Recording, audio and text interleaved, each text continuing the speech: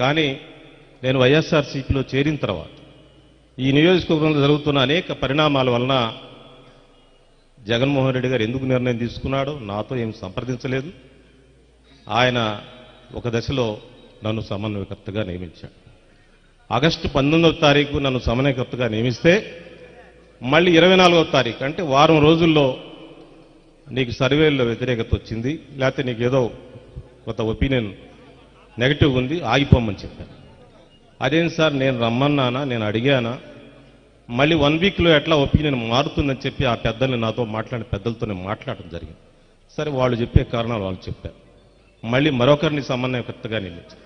మళ్ళీ నన్ను నువ్వు కట్టెస్ట్ చేయాల్సిందే అని చెప్పి పెద్దలు కొంతమంది మాట్లాడటం జరిగింది.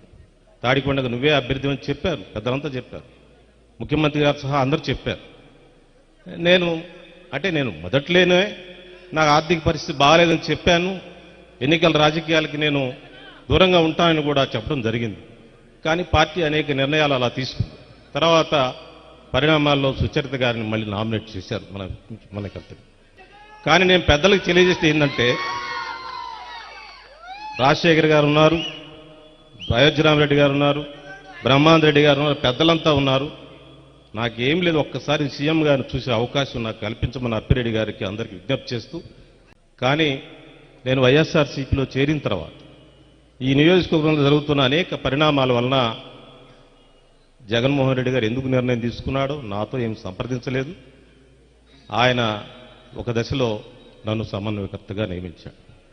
ఆగస్టు 19వ తారీఖు నన్ను సమన్వయకర్తగా నియమిస్తే మళ్ళీ 24వ తారీఖు అంటే వారం రోజుల్లో నీకు సర్వేల్లో వ్యతిరేకత వచ్చింది, లేకపోతే నీకు ఏదో కొంత ఒపీనియన్ నెగటివ్ ఉంది, ఆగిపోమని చెప్పాను.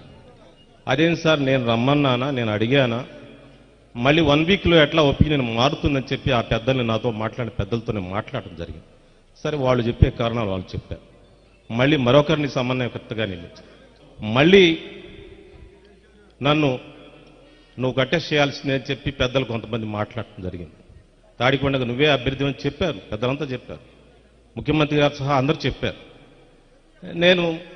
నేను మొదట్లోనే నాకు ఆర్థిక పరిస్థితి బాగాలేదని చెప్పాను, ఎన్నికల రాజకీయాలకి నేను దూరంగా ఉంటానని కూడా చెప్పడం జరిగింది.